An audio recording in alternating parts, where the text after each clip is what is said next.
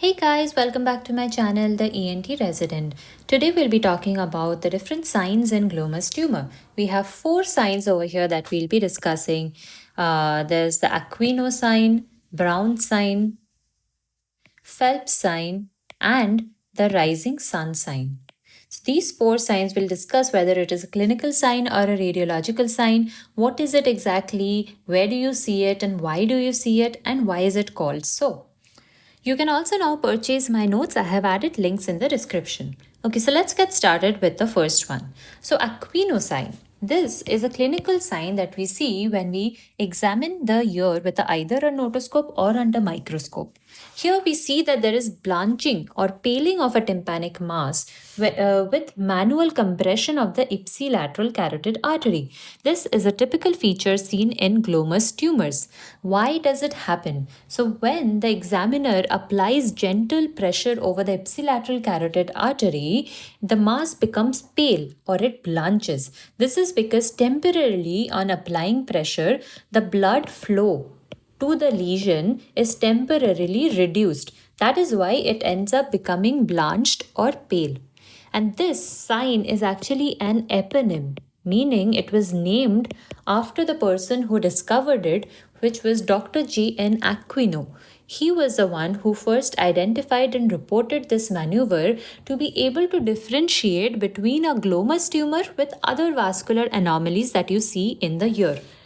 So that's about the Aquino sign, where we apply gentle compression of the ipsilateral carotid artery and we see blanching of the tympanic mass.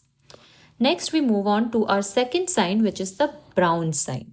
Now, Brown sign is also a clinical sign that we see when we perform an otoscopic examination of an oral mass. Here, what happens is we see a blanching or paling of a reddish pulsatile middle ear mass when positive pressure is applied in the external auditory canal. So in Aquino sign, we saw that the pressure was applied to the carotid artery. Here, we are applying positive pressure in the external auditory canal. And then we are seeing blanching of the mass that is there. This is also seen in glomus tumors. Now, how do we do this? How do we elicit this sign? So, the examiner will apply pneumatic pressure in the external auditory canal with the help of Siegel's speculum. And we increase the pressure that we are applying over there. And the pressure in the middle ear will increase. So because the pressure in the middle ear increases, the tumor will vibrate and become pale temporarily, and it will turn this pinkish brown in color because the blood gets momentarily displaced from the tumor. And then once you release the pressure again, the mass becomes reddish again.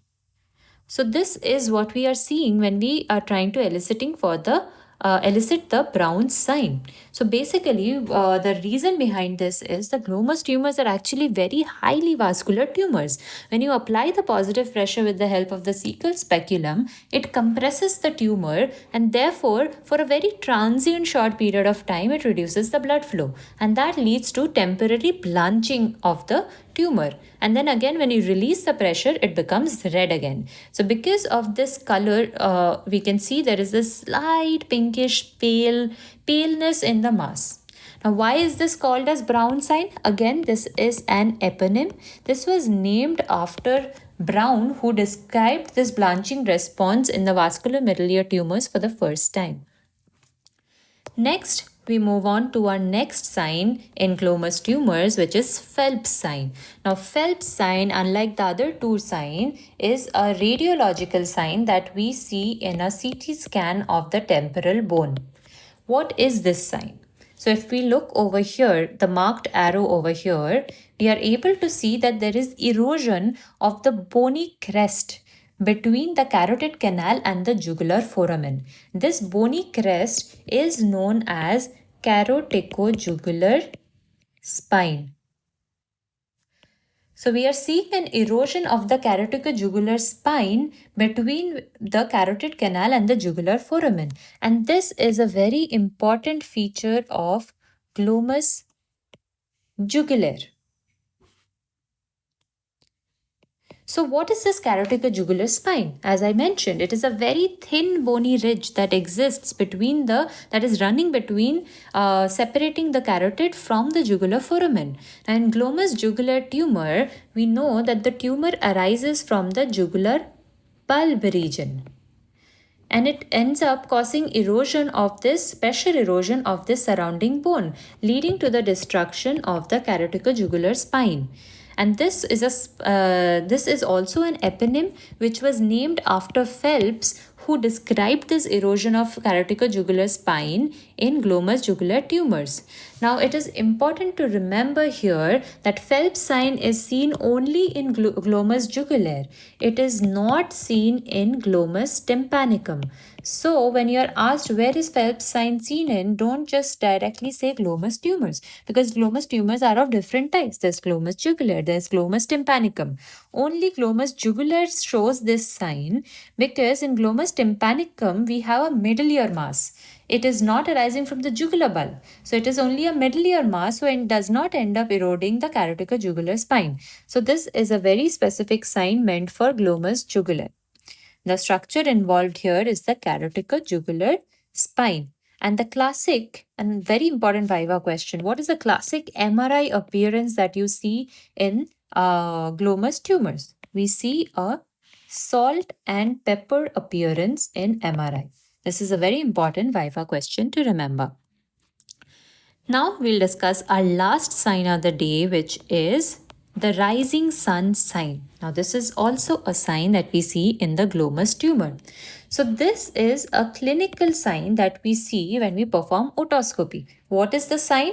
We see a reddish vascular pulsatile hue or mass behind an intact tympanic membrane. If you see over here, this is the reddish mass that we are seeing, but we can also at the same time see that this is an intact tympanic membrane. So this lies behind an intact tympanic membrane.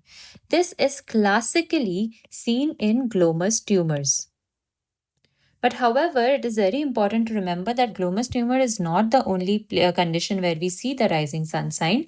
We can also see in cases of high jugular bulb and in cases of aberrant internal carotid artery in the middle ear. So these are the three conditions where we see this rising sun sign. So this highly vascular, basically when we see the rising sun sign, it is indicative of a highly vascular lesion in the middle ear or the jugular bulb area. Now, this is called the rising sun sign because this red vascular mass kind of appears like a sunrise if you look at it. Like it's like a sunrise behind the tympanic membrane. That's where the name comes from. So it is important to remember here is the moment you see the rising sun sign, even though the classic example of the sign is seen in glomus tumors, we should not jump to that conclusion. Rising sun sign is not always a tumor. It can be other conditions like high jugular bulb or an aberrant internal carotid artery in the middle ear. So therefore, whenever we see a rising sun sign, always confirm it with a HRCT of the temporal bone before you directly proceed to plan for surgery. So these are all the signs of the glomus tumor. If you have any doubts regarding this, please note them down in the comment section and I'll get back to you. Thank you.